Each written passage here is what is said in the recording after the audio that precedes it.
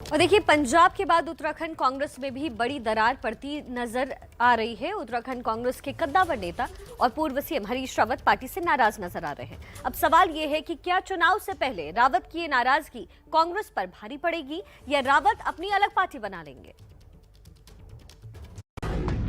क्या हरीश रावत छोड़ेंगे कांग्रेस का साथ? क्या राजनीति से संन्यास लेंगे हरीश रावत?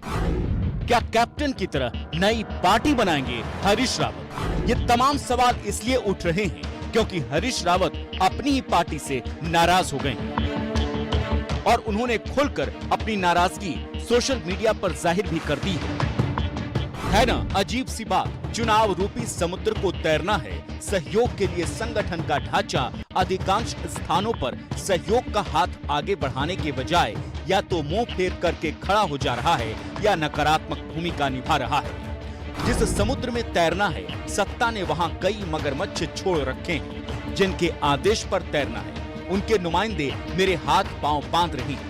मन में बहुत बार विचार आ रहा है कि हरीश रावत अब बहुत हो गया, बहुत तैर लिए, अब विश्राम का समय है। उत्तराखंड के विधानसभा चुनाव से ठीक पहले हरीश रावत के इस ट्वीट से कांग्रेस बड़ी मुश्किल में पड़ गई है, क्योंकि रावत उत्तराखंड में कांग्रेस का सबसे भरोसेमंद चेहरा है।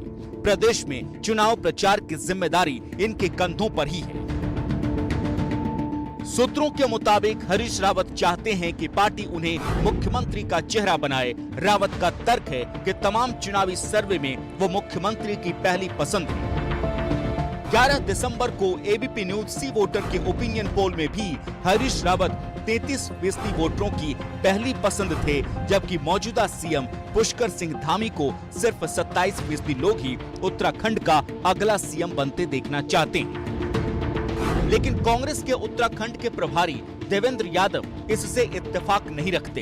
देवेंद्र बार बार कह रहे हैं कि पार्टी सामूहिक नेतृत्व में ही चुनाव लड़ेगी और यही उत्तराखंड कांग्रेस में झगड़े की असली वजह है। माननीय हरीश रावत जी हमारे सीनियर नेता हैं।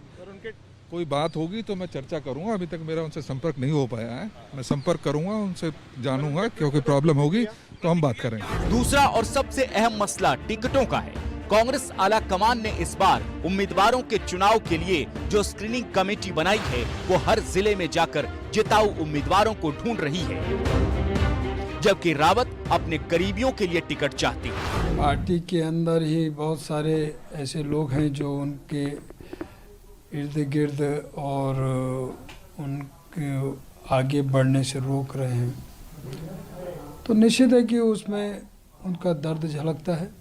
और कांग्रेस कोई आज नहीं तो पहले से बिखरी हुई है। सिर्फ विरोधी ही नहीं, कभी कांग्रेस में हरीश रावत के सहयोगी रहे कैप्टन अमरिंदर सिंह भी रावत पर तंज कस रहे हैं। कैप्टन ने रावत के ट्वीट को रीट्वीट करते हुए लिखा, आप जो बोएंगे वही काटेंगे। आपको भविष्य के लिए शुभकामनाएं अगर कोई हो तो। उत्तराखंड विधानसभा में 70 सीटें हैं। पिछली बार कांग्रेस ने 11 सीटें जीती थी और बीजेपी के खाते में गई थी 57 सीटें।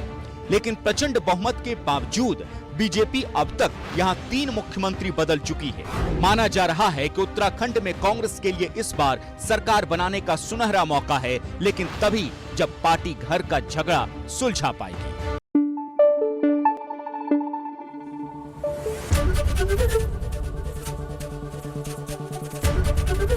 एबीपी न्यूज आपको रखे आगे।